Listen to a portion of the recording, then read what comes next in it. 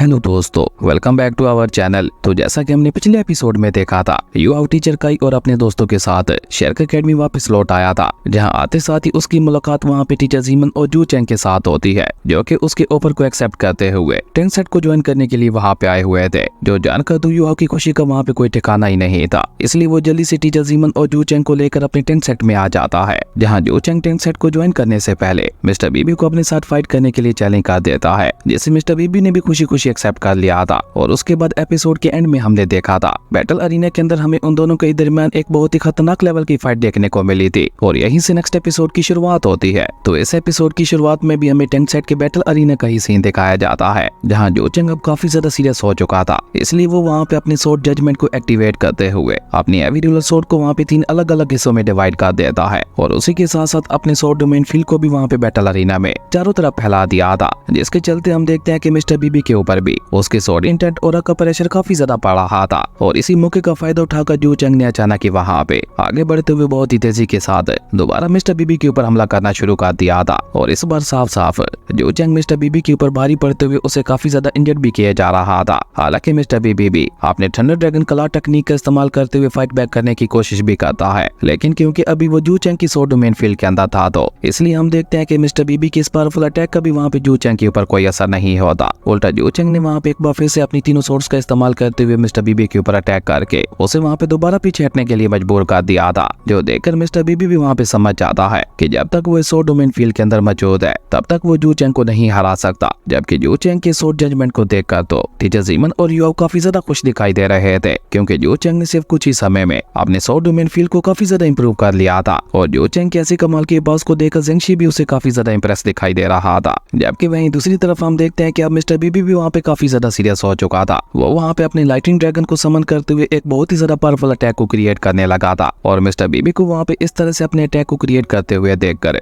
जू चेंग भी जल्दी से अपने तीनों स्वॉर्ड्स को वापस आपस में मर्ज कर देता है। लेकिन तब तक मिस्टर बीबी अपने लाइटिंग थंडर ड्रैगन का इस्तेमाल करते हुए वहाँ पे जू चेंग के ऊपर हमला कर चुके थे, जिसे रोकने के लिए जू चेंग भी वहाँ पे अपनी हैवी रूलर स्वॉर्ड का इस्तेमाल करते हुए मिस्टर बीबी की थंडर लाइटिंग ड्रैगन के ऊपर एक बहुत ही ज्यादा खतरनाक अटैक कर देता है। और जैसे ही वहाँ पे उन दोनों के अटैक्स आपस में टकराते हैं, तो हम देखते हैं कि वहाँ पे बहुत ही ज्यादा पावरफुल स्पीड और ऑरा रिलीज होने लगा था, लेकिन वहाँ पे उन दोनों में से कोई भी हार मानने को तैयार नहीं था, क्योंकि वो दोनों ही अपना पूरा दम लगाते हुए वहाँ पे एक दूसरे को पीछे धकेलने की कोशिश कर रहे थे। और इस तरह वहाँ पे उन दोनों के आपस में टकराने की वजह से वहाँ पे एक बहुत बड़ा ब्लास्ट भी हो गया था, जिसके बाद वहाँ पे सब कुछ शांत हो जाता है। और जू चेंग, जो कि वैसे तो अपनी जगह पे बिल्कुल सही सलामत खड़ा था, वो खुद ही वहाँ पे अपनी स्वॉर्ड को वापस रखते हुए कहता है कि मैं हार गया, क्योंकि मुझे इस बात का एहसास हो गया था कि तुमने अपने थंडर लाइटिंग ड्रैगन का इस्तेमाल करते हुए मेरे स्वॉर्ड डोमेन फील्ड को डिस्ट्रॉय कर दिया था, और अगर तुम चाहते तो अपने उस अटैक के साथ मुझे हट भी कर सकते थे। जू चेंग की ये बात सुनकर मिस्टर बीबी भी वहाँ पे स्माइल करते हुए जू चेंग से कहता है कि आपके पास भी वाकई बहुत ज्यादा कमाल की थी। इवन अगर मैं पूरी तरह से आपकी स्वॉर्ड डोमेन फील्ड के अंदर फंस चुका होता तो फिर शायद इस फाइट का रिजल्ट कुछ और निकलता। मिस्टर बीबी की ये बात सुनकर ब्रदर जू चेंग वहाँ पे स्माइल करते हुए कहता है कि मैं आपके टैंक सेट को ज्वाइन करने के लिए तैयार हूँ। जो सुनकर तो मिस्टर बीबी से भी ज्यादा वहाँ पे युहाओ को खुशी होती है। इवन जू चेंग के इस फैसले से टीचर जीमन भी वहाँ पे काफी ज्यादा खुश दिखाई दे रहे थे। तभी वहाँ पे युहाओ के इशारे के बाद मिस्टर बीबी वहाँ पे आगे बढ़ते हुए टीचर जीमन को अपने टैंक सेट का डिप्टी लीडर बना देते हैं, और उसी के साथ साथ सोल गाइडेंस डिपार्टमेंट का तो मेन लीडर ही बना दिया था। और टैंक सेट में अब उनकी पहचान सुप्रीम लीडर से होने वाली थी, जिसे टीचर जीमन भी वहाँ पे खुशी खुशी एक्सेप्ट कर लेते हैं। जो देखकर तो टैंक सेट के सभी मेंबर्स वहाँ पे और भी ज्यादा खुश हो चुके थे। तभी टीचर जीमन वहाँ पे युहाओ से कहते हैं, क्या तुम मुझे अपने टैंक सेट के हिडन वेपन्स के ब्लूप्रिंट्स दिखा सकते हो, जिनके बारे में तुमने मुझे सन मून रॉयल एकेडमी के अंदर बताया था। टीचर जीमन की ये बात सुनकर युहाओ उन्हें सीधा वहाँ पे टैंक सेट के मेन हॉल के अंदर ले आया था, जहाँ रास्ते में वो टीचर जीमन को अपने टैंक सेट के सभी मेन पिलर्स के बारे में भी बता देता है। खैर, जैसे ही वो सभी लोग वहाँ पे मेन हॉल के अंदर पहुंचते हैं, तो ज़ेंगशी वहाँ पे एक्साइटेड होते हुए कहता है, हमारा टैंक सेट तो दिन ब दिन और भी ज्यादा स्ट्रॉन्ग होता जा रहा है। लेकिन इसी बीच हम देखते हैं कि अचानक ही टीचर जीमन वहाँ पे सीरियस होते हुए युहाओ से कहते हैं, युहाओ, क्या तुम ये नहीं जानना चाहोगे कि मैंने अचानक से ही तुम्हारे टैंक सेट को ज्वाइन करने का फैसला क्यों कर लिया? जिसपे युहाओ भी वहाँ पे सीरियस होते हुए टीचर जीमन से कहता है कि इसका तो बस एक ही मतलब हो सकता है कि सन मून रॉयल एम्पायर के अंदर हालात और भी ज्यादा बिगड़ना शुरू हो चुके होंगे। युहाओ की ये बात सुनकर टीचर जीमन उसे वहाँ पे जवाब देते हुए बताते हैं कि लिन जिन होंग चैंग ने ऑफिशियली क्राउन प्रिंस के साथ हाथ मिला लिया है, और अब मास्टर जिन क्राउन प्रिंस को सन मून रॉयल एम्पायर का थ्रोन दिलवाने के ऊपर तुले हुए हैं, जिसके चलते सन मून रॉयल एम्पायर के अंदर हालात दिन ब दिन और भी ज्यादा खराब होते चले जा रहे हैं। और अगर एक बार क्राउन प्रिंस ने थ्रोन को भी संभाल लिया तो उसके बाद चारों तरफ तबाही आने वाली है। इसलिए मैं समय रहते ही सन मून रॉयल एकेडमी को छोड़ते हुए यहाँ पे चला आया। टीचर जीमन की ये बात सुनकर हम देखते हैं कि मिस्टर बीबी के साथ साथ बाकी सभी भी वहाँ पे काफी ज्यादा सीरियस हो चुके थे, क्योंकि वाकई अगर इस मामले को समय रहते ही हैंडल नहीं किया गया तो ये बहुत ही बड़ी तबाही ला सकता था। इसलिए युवा वहाँ पे टीचर जीमन को तसल्ली देते हुए कहता है कि हम सन मून रॉयल एम्पायर को कभी भी उनके बुरे इरादों में कामयाब नहीं होने देंगे। युवा की ये बात सुनकर टीचर जीमन भी वहाँ पे स्माइल करते हुए कहते हैं, इसलिए तो मैं यहाँ पे आया हूँ ताकि मैं सन मून रॉयल एम्पायर का मुकाबला करने के लिए अपने इस टैंक सेट को तैयार कर सकूं। इसी बीच एक लड़की वहाँ पे टीचर जीमन को टैंक सेट के हिडन वेपन्स के ब्लूप्रिंट्स ला कर देती है, जिसे देखते ही टीचर जीमन को वहाँ पे एक बहुत बड़ा झटका लगता है और वो वहाँ पे उन हिडन वेपन्स की तारीफ करते हुए कहते हैं कि ये सभी तो वाकई बहुत ज्यादा कमाल के हैं। इवन वो वहाँ पे यूहो से कहकर जल्दी से अपना काम भी स्टार्ट कर देते हैं, जिसके बाद तो टीचर जीमन ने वहाँ पे दिन रात एक करते हुए बहुत ही मेहनत के साथ उन हिडन वेपन्स को बनाना शुरू कर दिया था, जिन्हें वो सोल गाइडेंस वेपन्स के साथ मर्ज करने वाले थे। ये एक बहुत ही कमाल का फ्यूजन होने वाला था। इसी तरह देखते ही देखते टीचर जीमन वहाँ पे कुछ सैंपल्स के तौर पर वेपन्स को तैयार करते हैं, जिसे युवा वहाँ पे मास्टर जुआन और बाकी सभी को दिखाने के लिए ले जाता है। ये सभी के सभी ऐसे सोल गाइडेंस वेपन थे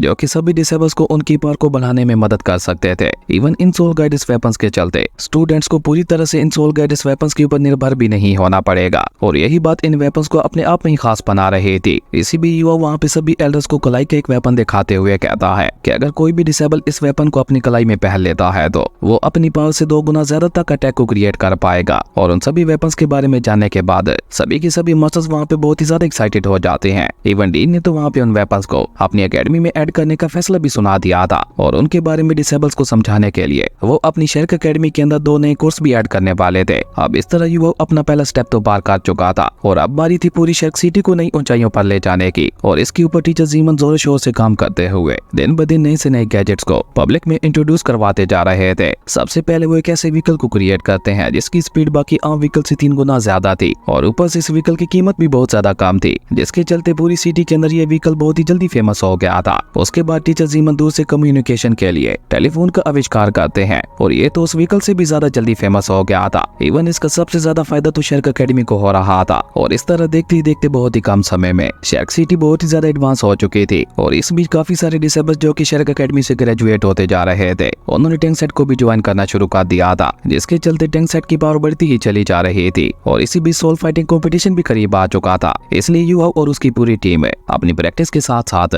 टैंक सेट को भी आगे बढ़ाने में काफी ज्यादा मेहनत कर रही थी। और इसी तरह देखते ही देखते वहाँ पे 3 महीनों से ज्यादा का समय गुजर चुका था, और अब टैंक सेट पूरी शर्क सिटी के अंदर काफी ज्यादा फेमस हो चुका था। इवन ये कहना भी गलत नहीं होगा कि टैंक सेट ने पूरी तरह से शर्क सिटी के अंदर अपने कदम जमा लिए थे, और आज टीचर्स 1 को टैंक सेट के अंदर इंस्पेक्शन के लिए आने वाले थे, जो जानकर तो मिस्टर बीबी बहुत ही ज्यादा एक्साइटेड थे। लेकिन उसी के साथ मिस्टर बीबी वहाँ पे इमोशनल होकर टैंग या को याद करते हुए कहता है, टैंग या काश तुम भी आज यहाँ पे मेरे पास होती। हाय देखो, हम सभी ने मिलकर टैंक सेट को उन ऊंचाइयों पर पहुंचा दिया है जहाँ पे तुम हमेशा अपने टैंक सेट को देखना चाहती थी। खैर उसके बाद सीन चेंज होता है, हमें टैंक सेट की मेन हॉल का सीन दिखाया जाता है, जहाँ मास्टर जुआन उन सभी को कॉन्टिनेंटल सोल फाइटिंग कंपटीशन के बारे में बताते हुए कहते हैं कि इस बार सोल फाइटिंग कंपटीशन के रूल्स को पूरी तरह से चेंज कर दिया गया है, और ज्यादा से ज्यादा कल्टिवेटर्स को सोल फाइटिंग कंपटीशन की तरफ अट्रैक्ट करने के लिए इस बार ऑलमोस्ट सभी क्लास को सोल फाइटिंग कंपटीशन में पार्टिसिपेट करने की इजाजत दी गई है, जिसके चलते इस बार के सोल कॉन्टिनेंटल कंपटीशन के अंदर पिछली बार से लगभग दुगनी तादाद में टीम्स आने वाली हैं। और जहां तक मेरा अंदाजा है इस सब के पीछे जरूर सन मून रॉयल एम्पायर का ही हाथ होगा। मास्टर जुआन की ये बात सुनकर मिस्टर बीबी वहाँ पे थोड़ा सीरियस होते हुए कहता है, इस बार तो मुझे लगता है कि हमारे लिए भी जीतना काफी ज्यादा मुश्किल होने वाला है, पर आप क्या चाहते हैं, क्या हम अपनी पावर को और ज्यादा बढ़ाएं? जिसपे मास्टर जुआन उन्हें वहाँ पे जवाब देते हुए कहते हैं कि तुम मेरी शर्क एकेडमी की सबसे बेस्ट डिसेबल्स हो, और मुझे तुम सातों के ऊपर पूरा यकीन है, पर मेरा यहाँ पे आने का मकसद ये नहीं था। तुम लोग शर्क एकेडमी से तो बिलोंग करते ही हो,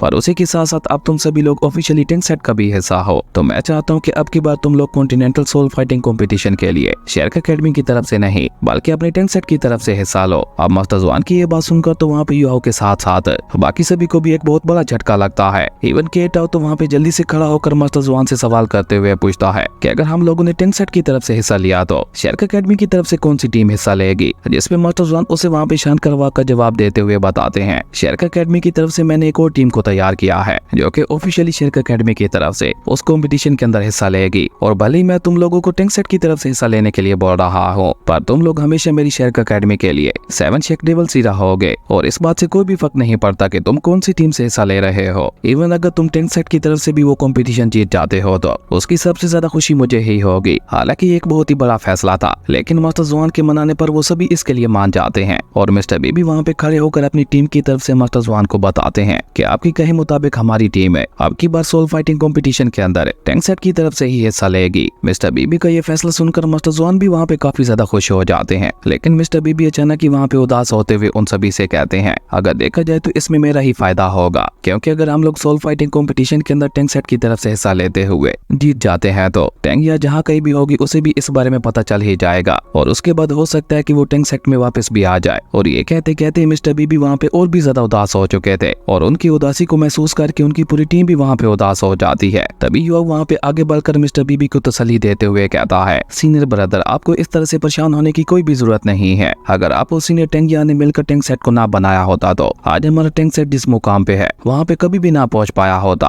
और वैसे भी एल्डर मू ने मरने से पहले टैंगिया की सारी जिम्मेदारी मेरे ऊपर छोड़ी थी, इसलिए मैं कुछ भी करके सीनियर टैंगिया को ढूंढ ही लूंगा। इवन युवाओं के साथ साथ वहाँ पे बाकी सभी भी मिस्टर बीबी को तसल्ली देते हुए कहते हैं कि हमें उम्मीद है कि हम सभी लोग मिलकर बहुत ही जल्द टैंगिया को ढूंढ ही लेंगे। अपने सभी साथियों की ये बात सुनकर तो मिस्टर बीबी वहाँ पे और भी ज्यादा इमोशनल हो चुके थे और उन सभी के वहाँ पे इस तरह से आपस में प्यार को देखकर टीचर जवान भी काफी ज्यादा खुश दिखाई दे रहे थे, क्योंकि उन सभी के आपस का ये प्यार ही उन सभी को वहाँ पे फ्यूचर में बहुत ज्यादा आगे ले जाने वाला था। खैर उन सभी को वहाँ पे इस तरह से इमोशनल होते हुए देखकर मास्टर जवान वहाँ पे अपनी जगह से खड़े होकर उन सभी से कहते हैं कि ये बहुत ही अच्छी बात है कि तुम सभी लोग सोल फाइटिंग कंपटीशन के लिए बहुत ही ज्यादा मोटिवेटेड दिखाई दे रहे हो, पर जैसा कि तुम जानते हो कि इस बार का कंपटीशन बिल्कुल भी आसान नहीं होने वाला, इसलिए तुम लोगों को एक बार फिर से चैंपियन बनने के लिए बहुत ज्यादा हार्ड प्रैक्टिस करनी होगी, क्योंकि इस बार तुम्हारा मुकाबला मेरी शेरक अकेडमी के साथ भी तो होने वाला है। और ये बात तो तुम सभी लोग अच्छी तरह से जानते होगे कि मेरी शेरक अकेडमी की सभी डिसेबल्स कितने ज्यादा टैलेंटेड है, और ऊपर से इस बार मेरी शेरक अकेडमी की टीम को जो लीड करने जा रहा है उसके बारे में जानकर तो तुम लोगों को और भी ज्यादा बड़ा झटका लगने वाला है। मास्टर जवान की ये बात सुनकर तो अब वो सभी लोग वहाँ पे नई शेरक अकेडमी की टीम के कैप्टन के बारे में जानने के लिए और भी ज्यादा एक्साइटेड हो चुके थे, और मास्टर जवान भी उन्हें वहाँ पे एक एक करके अपनी शेरक अकेडमी की टीम की सभी मेंबर्स के बारे में बताने लगते हैं। और इस बार शेरक अकेडमी की टीम को कोई और नहीं बल्कि वंकी ही लीड करने वाली थी। और मास्टर जवान वहाँ पे अपने सभी डिसेबल्स के मजे लेते हुए उनसे कहते हैं कि वंकी ना सिर्फ हमारी शेरक अकेडमी की टीम को लीड करने वाली है, बल्कि उसी के साथ साथ वो हमारी शेरक अकेडमी की जीतने की स्ट्रीक को भी बरकरार रखेगी, इसलिए मेरी शेरक अकेडमी से हारने के लिए तैयार हो जाओ। खैर उसके बाद सीन चेंज होता है, हमें कुछ दिनों बाद का सीन दिखाया जाता है जहाँ पे शेरक अकेडमी की टीम और टैंक सेट की टीम के दरमियान फाइट हो रही थी, जहाँ सबसे पहले फाइट के लिए वंकी और दूसरी तरफ से केटाओ आगे आता है। और जैसे ही उन दोनों के दरमियान फाइट स्टार्ट होती है तो वंकी हमेशा की तरह बहुत ही अग्रेसिवली अपना ड्रैगन स्पीयर लेकर वहाँ पे केटाओ के ऊपर हमला करने के लिए आगे बढ़ती है, जिसे वहाँ पे इस तरह से अग्रेसिवली अपनी तरफ बढ़ते हुए देखकर केटाओ वहाँ पे बहुत ही चालाकी के साथ पीछे हटते हुए अपने सोल गाइडेंस वेपन्स की मदद से वहाँ पे वंकी के ऊपर हमले करने लगा था। पर हम देखते हैं कि वंकी भी वहाँ पे बहुत ही आसानी के साथ उसके सभी हमलों को डॉज किए जा रहे थे, पर केटाओ के लगातार अटैक करने की वजह से वंकी वहाँ पे उसके ऊपर हमला करने के लिए उसके पास नहीं जा पा रही थी। और इस मौके का फायदा उठाकर केटाओ वहाँ पे अपने मल्टीपल सोल गाइडेंस वेपन्स को बाहर निकालते हुए उनकी मदद से वहाँ पे वंकी के ऊपर एक बहुत ही ज्यादा खतरनाक हमला कर देता है। और जैसे ही वो सभी हमले जाकर वहाँ पे वंकी के साथ टकराते हैं तो वहाँ पे एक बहुत बड़ा ब्लास्ट हो गया था, और ऊपर से केटाओ भी वहाँ पे तब तक नहीं रुकता जब तक कि उसके सोल गाइडेंस वेपन्स की एनर्जी खत्म नहीं हो जाती। और केटाओ के इस खतरनाक अटैक के बाद तो अब वहाँ पे सभी को यही लगने लगा था कि जरूर केटाओ ये फाइट जीत गया होगा, लेकिन जैसे वहाँ पे उस ब्लास्ट से पहले उस मौत खत्म होती है तो अचानक ही केटाओ को वहाँ पे होली ड्रैगन की रोर करने की आवाज सुनाई देती है, जिसका मतलब था कि वंकी अपने होली ड्रैगन के डिफेंस का इस्तेमाल करते हुए केटाओ के उस खतरनाक हमले से बच चुकी थी, जो देखकर केटाओ को भी वहाँ पे एक बहुत बड़ा झटका लगता है। पर अभी वो वहाँ पे इसी तरह से हैरान हो ही रहा था कि तभी हम देखते हैं कि वंकी वहाँ पे बहुत ही तेजी के साथ केटाओ के ऊपर हमला करने के लिए आगे बढ़ती है, जो देखकर केटाओ जल्दी से वहाँ पे अपने सोल गाइडेंस वाले विंग्स का इस्तेमाल करते हुए ऊपर हवा में चला गया था। और उसी के साथ साथ उसने अपनी सोल गाइडेंस बॉम्ब्स का इस्तेमाल करते हुए दोबारा वंकी के ऊपर अटैक भी कर दिया था, जो कि सीधा वहाँ पे वंकी के पास टकराते वहाँ पे एक एक करके ब्लास्ट होने लगे थे, जो देखकर केटाओ अभी वहाँ पे अपनी खुशी मना ही रहा था कि तभी वंकी वहाँ पे एक बार फिर से उसके हमलों को डॉज करते हुए बहुत ही तेजी के साथ केटाओ के ऊपर हमला करने के लिए आगे बढ़ती है, जो देखकर केटाओ भी जल्दी से वहाँ पे अपनी सोल गाइडेंस शील्ड को एक्टिवेट कर लेता है। पर वंकी ने अपने ड्रैगन स्पीयर का इस्तेमाल करके न सिर्फ वहाँ पे केटाओ की शील्ड को डिस्ट्रॉय कर दिया था, बल्कि उसी के साथ साथ उसने वहाँ पे केटाओ की सोल गाइडेंस वेपन्स के ऊपर भी अटैक करते हुए उन्हें भी वहाँ पे डिस्ट्रॉय कर दिया था। और अब क्योंकि वहाँ पे केटाओ के पास फाइट करने के लिए और कुछ भी नहीं बचा था, इसलिए केटाओ दोबारा वहाँ पे नीचे जमीन पे आते हुए अपनी हार मान लेता है, जिसके साथ ही वंकी अपनी छठी फाइट भी जीत चुके थे, जिसका मतलब था कि वंकी ने अब तक वहाँ पे टैंक सेट के 6 मेंबर्स को हरा दिया था, जो देखकर शेरक अकेडमी की टीम की एक मेंबर वहाँ पे वंकी की तारीफ करते हुए कहती है कि मानना पड़ेगा हमारी कैप्टन तो वाकई बहुत ज्यादा स्ट्रॉन्ग है। वहीं उस लड़की को वहाँ पे इस तरह से वंकी की तारीफ करते हुए देखकर डाई हुआ बीन को बहुत ही ज्यादा गुस्सा आ रहा था, क्योंकि वो शेरक अकेडमी का कैप्टन खुद बनना चाहता था, लेकिन उसकी सारी लाइमलाइट को वंकी ने ले लिया था। इसलिए डाई हुआ बीन को वहाँ पे वंकी से काफी ज्यादा चलन महसूस हो रही थी। वहीं केटर वहाँ पे वापस अपनी टीम के पास जाते हुए कहता है कि शेरक एकेडमी की ये कैप्टन तो वाकई काफी ज्यादा स्ट्रॉन्ग है,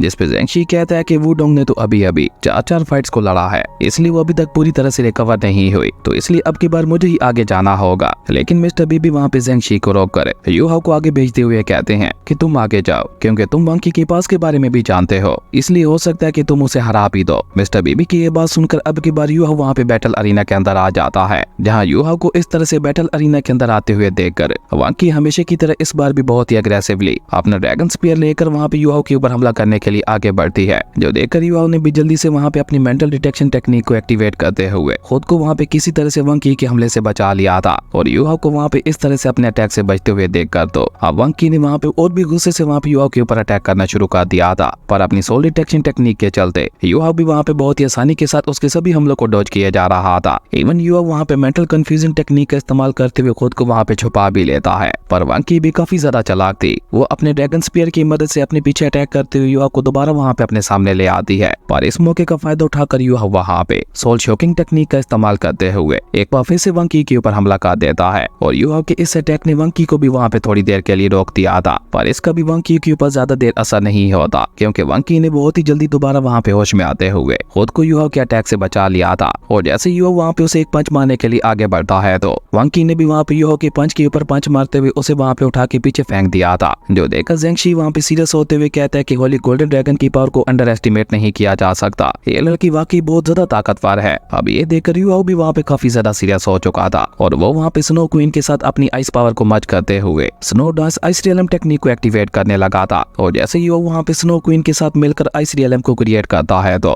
वहाँ पे एक बहुत ही ज्यादा पावरफुल आइस का टोर्नेडो भी बन गया था, जिससे वहाँ पे इतना ज्यादा पावरफुल ऑरा निकल रहा था कि वहाँ पे लोगों के लिए खड़ा रह पाना भी मुश्किल होता जा रहा था। अब ये देखकर वंकी भी वहाँ पे अपनी सोल रिंग्स को एक्टिवेट कर लेती है, पर वो अपनी सोल रिंग का इस्तेमाल करते हुए वहाँ पे यू हाउ के ऊपर अटैक कर पाती। उससे पहले स्नो क्वीन वहाँ पे उस आइस टोर्नेडो का इस्तेमाल करते हुए सीधा वहाँ पे वंकी के ऊपर एक बहुत ही ज्यादा खतरनाक हमला कर देती है, जैसे वंकी वहाँ पे अपने गोल्डन होली ड्रैगन का इस्तेमाल करते हुए रोकने की कोशिश करने लगे थे, पर इस मौके का फायदा उठाकर यू हाउ वहाँ पे पीछे से आते हुए वंकी के ऊपर अचानक से अटैक करते हुए उसके ऊपर भारी पड़ने लगता है, और वंकी बेचारी वहाँ पे कुछ समय पाती। उससे पहले यू हाउ वहाँ पे अपनी आइस एक्सट्रीम की पावर का इस्तेमाल करते हुए उसके ऊपर एक बहुत ही ज्यादा खतरनाक हमला कर देता है। हालांकि यू हाउ ने बिल्कुल एंड समय पे अपने अटैक का रुख मोड़ दिया था, पर वंकी वहाँ पे ये बात समझ जाती है कि अगर यू हाउ का ये खतरनाक अटैक उसे वहाँ पे हिट कर जाता तो उसकी हालत कितनी ज्यादा खराब हो सकती थी, इसलिए वंकी वहाँ पे अपनी हार मान लेती है।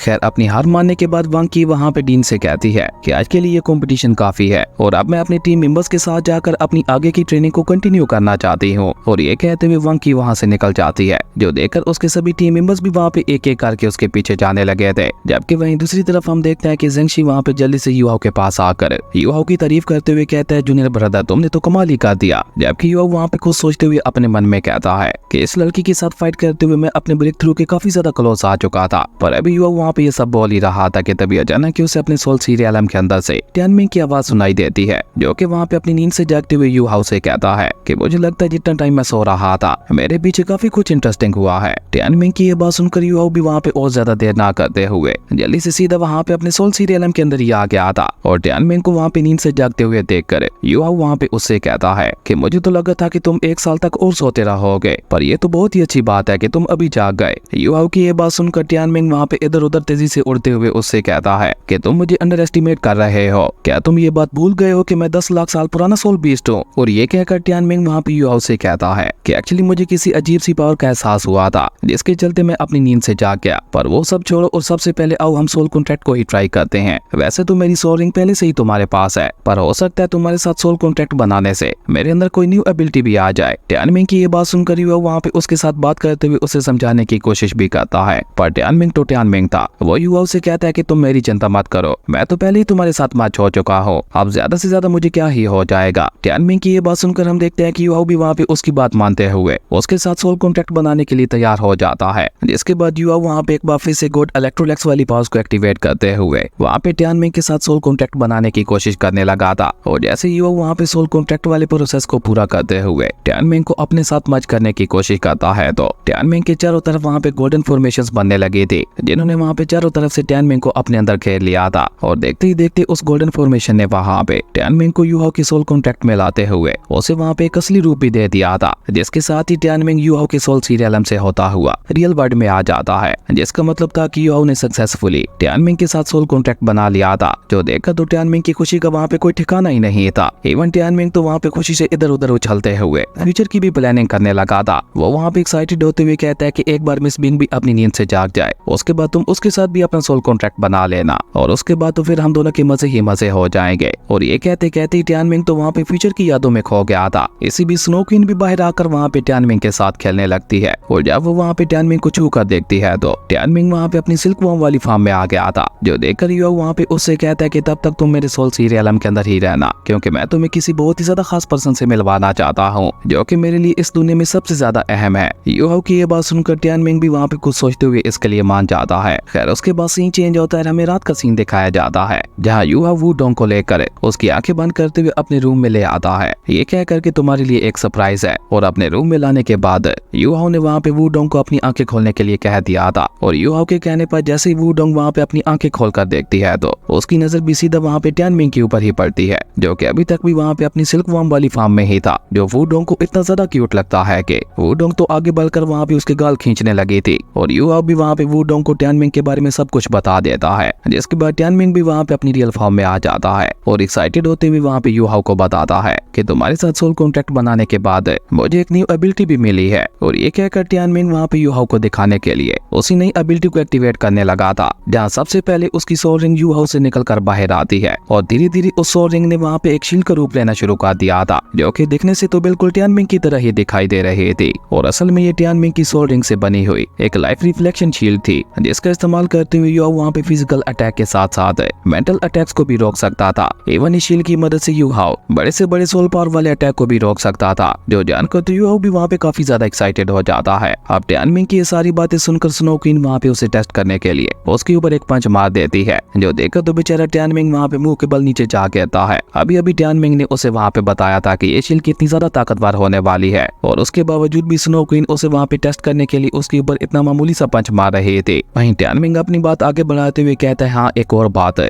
इसकी मदद से तुम अपने दुश्मनों के अटैक को रिफ्लेक्ट भी कर सकते हो और जितना ज्यादा तुम्हारे दुश्मन का अटैक स्ट्रॉन्ग होगा उसका इफेक्ट भी उतना ही ज्यादा होगा। पर अगर तुमने एक बार इस शील्ड की लाइफ रिफ्लेक्शन वाली पावर का इस्तेमाल कर लिया तो उसके बाद तुम अगले 3 महीनों तक इसे दोबारा इस्तेमाल नहीं कर पाओगे, क्योंकि अभी इसे कंट्रोल करने के लिए तुम्हारी सोल पावर बहुत ही ज्यादा कम है। पर जैसे जैसे तुम्हारी सोल पावर बढ़ती जाएगी इस शील्ड का टाइम पीरियड भी कम होता जाएगा। वहीं टियानमिंग की ये सारी बातें सुनकर वू डोंग भी वहाँ पे एक्साइटेड होते हुए कहती है, ये शील्ड तो वाकई काफी ज्यादा कमाल की है। और ये कहकर वू डोंग वहाँ पे यूहाओ से भी कहती है, मुझे तुम्हारे लिए काफी ज्यादा खुशी महसूस हो रही है। पर ये कहते कहते वू डोंग अचानक ही वहाँ पे गिरते हुए बेहोश हो जाती है, जो देखकर यूहाओ भी वहाँ पे वू डोंग के लिए काफी ज्यादा परेशान हो जाता है और वो उसे वहाँ पे जोर जोर से हिलाते हुए दोबारा होश में लाने की कोशिश करने लगा था, क्योंकि यूहाओ को वहाँ पे कुछ समझ ही नहीं आ रहा था कि आखिर अचानक से वू डोंग को हो क्या गया। और इसी कमाल के सीन के साथ हमारी अमेजिंग एपिसोड यहीं पे खत्म हो जाता है। दोस्तों अगर आपको ये वीडियो अच्छी लगी तो लाइक कर दें और अगर चैनल पे नए आए तो सब्सक्राइब करते जाना। तो मिलता है एक न्यू वीडियो में, तब तक के लिए बाय।